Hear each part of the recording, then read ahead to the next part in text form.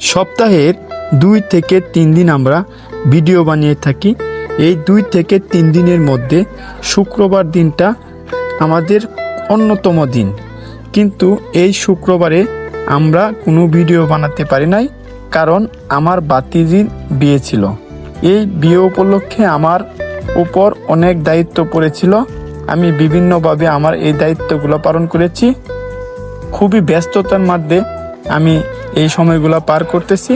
এই দেখেন, আমি গেটে দাঁড়িয়েছি। একজন মুন্সি আমার সাথে বাঘ দণ্ড হচ্ছে, তার সাথে গেটের টাকা নিয়ে। তারপরে আমাকে মুন্সি অনেকভাবে ঘায়েল করার চেষ্টা করছে কথা দিয়ে। আমাকে কিছু টাকা ধরিয়ে দিল। আমি দেখলাম এখানে মাত্র 400 টাকা দিয়েছে।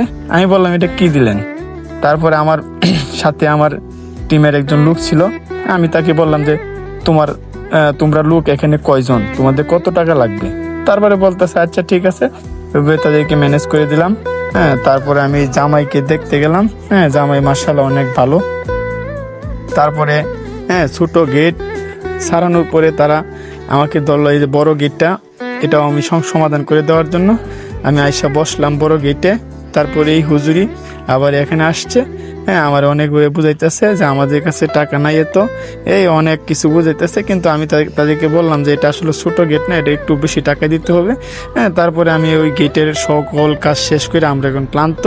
তারপরে আমি আমার ফুল টিম নিয়ে আমি খাইতে আসলাম। তারপরে খাওয়া দাওয়ার পালা এখন আমাদের। আমরা সবাই অনেক খুশি।